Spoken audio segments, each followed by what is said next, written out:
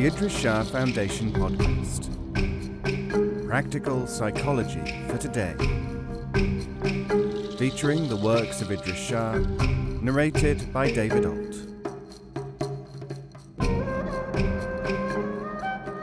Welcome to the Idries Shah Foundation podcast. This is the 18th in our series of selections made by the members of our Facebook group.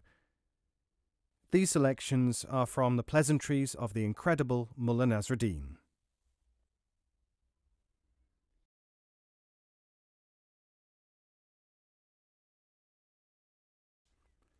A great thought. One day Nasruddin asked his wife to cook halva, a rich sweetmeat, and gave her all the ingredients. She made a large quantity, and the mullah ate nearly all of it. That night, when they were in bed, he woke her up. "I have just had a remarkable thought." "What is it?" "Bring me the rest of the halva, and I will tell you." She got up and brought him the halva, which he ate.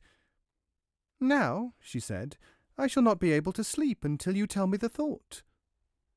"The thought," said Nasruddin, "was this: never go to sleep without finishing all the halva which has been made during the day."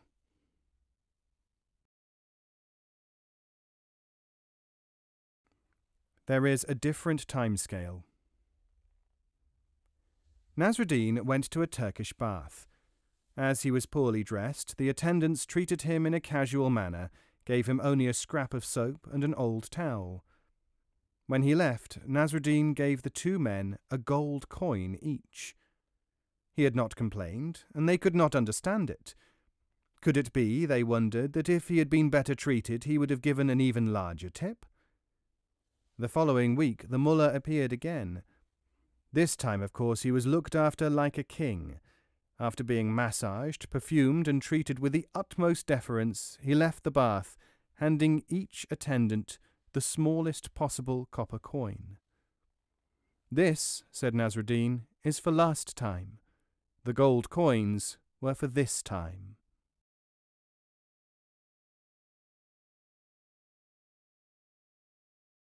Strange that you should ask. Nasruddin climbed into someone's kitchen garden and started filling a sack with everything that he could lay his hands on. A gardener saw him and came running. "What are you doing here?" "I was blown here by a high wind." "And who uprooted the vegetables?" "I caught hold of them to stop myself being swept along." "And how does it come that there are vegetables in that sack?" "That is just what I was wondering about when you interrupted me."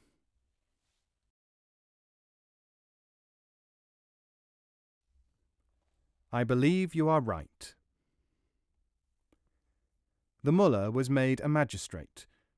During his first case, the plaintiff argued so persuasively that he exclaimed, "I believe that you are right." The clerk of the court begged him to restrain himself, for the defendant had not been heard yet. Nasruddin was so carried away by the eloquence of the defendant that he cried out as soon as the man had finished his evidence, "I believe you are right." The clerk of the court could not allow this. "Your Honour, they cannot both be right." "I believe you are right," said Nasruddin.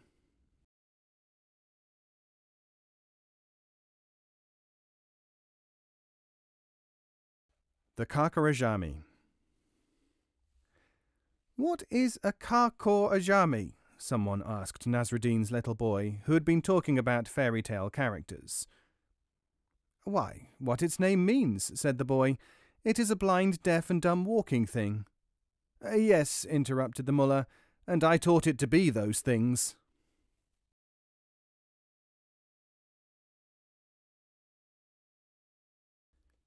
The king spoke to me. Nasruddin returned to the village from the imperial capital, and the citizens gathered around him to hear what he had to say. "I shall be brief," said Nasruddin, "and confine my remarks on this occasion simply to the statement that my greatest moment was when the king spoke to me."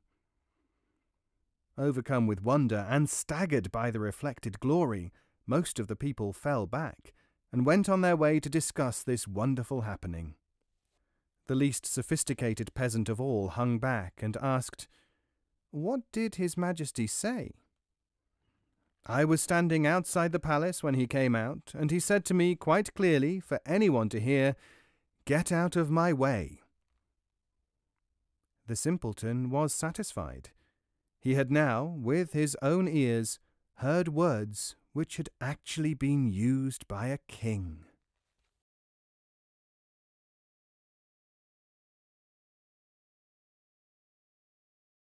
The chickens. Hardly anyone could understand Nasruddin, because sometimes he snatched victory from defeat, sometimes things seemed to go astray because of his blundering. But there was a rumour that he was living on a different plane from others, and one day a young man decided to watch him, to see how he managed to survive at all, and whether anything could be learned from him. He followed Nasruddin to a riverbank, and saw him sit down under a tree. The mullah suddenly stretched out his hand, and a cake appeared in it, which he ate. He did this 3 times. Then he put his hand out again, picked up a goblet, and drank deeply. The youth, unable to contain himself, rushed up to Nasruddin and caught hold of him. "Tell me how you do these wonderful things, and I will do anything you ask," he said. "I will do that," said Nasruddin, "but first you have to get into the right state of mind. Then time and space have no meaning, and you can be reaching out to the Sultan's chamberlain to hand you sweetmeats. There is only one proviso." "I accept it," shouted the young man. "You will have to follow my way." "Tell me about it."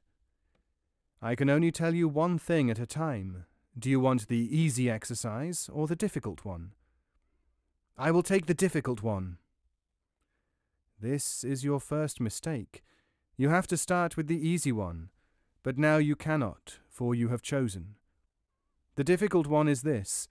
Make a hole in your fence so that your chickens can get into your neighbour's garden to peck, large enough for that. But it must also be so small that your neighbour's chickens cannot get into your own garden to feed themselves." The young man was never able to work this one out, and so he never became a disciple of Nasruddin. But when he told people about what Nasruddin could do, they thought that he was mad.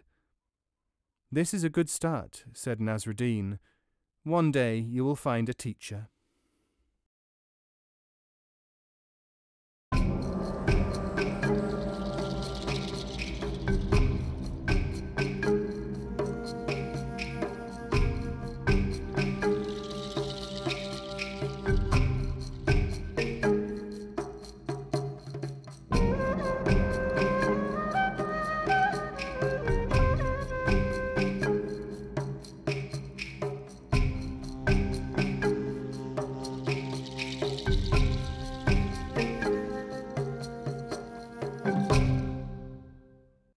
This audio is made available by the Idris Shah Foundation and is copyright 2019. All rights reserved.